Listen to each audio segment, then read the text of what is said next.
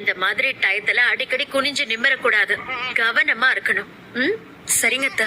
தீரஜ், என்னப்பா தீரஜ், உன் பொண்டாட்டிக்கு ஏதோ குடுக்கணும்னு சொன்னியே? மறந்துட்டேன் மீனாட்சி, உங்களுக்காக பூ வாங்கிட்டு வந்தேன். இதத்தான் நீ குடுக்கணும்னு சொல்லிட்டு இருந்தியா? ஆமாமா. எனக்கே தெரியாம எப்படா வாங்கின? அது நம்ம வர வழியில கோயிலுக்கு போனோம்ல, நீங்க உள்ள சாமி கும்பிட போகும்போது நான் வாங்கி வச்சுட்டேன். பொண்டாட்டி மேல அவ்வளவு காதலா உனக்கு? நடத்து நடத்து.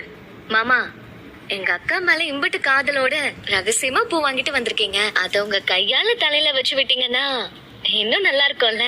சும்மா இரு தாரணி, அத்தை இருக்காங்க. அவ சொல்றதுல என்னமா தப்பு இருக்கு?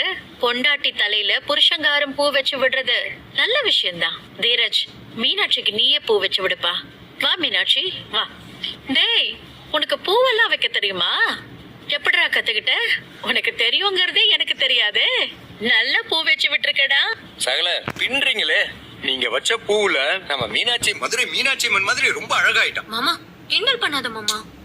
உண்மையதாமா சொல்றேன். மாமா, இங்க பாத்தீங்களா, உங்க மக மீனாட்சிக்கு அற்புதமான மாமியாரும் மாப்பிள்ளையும் அமைஞ்சிருக்காங்க.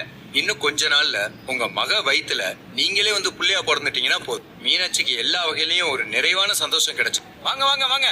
என்ன விசேஷம்பா? எங்க மீனாட்சி கர்ப்பமா இருக்கா. அப்படியா?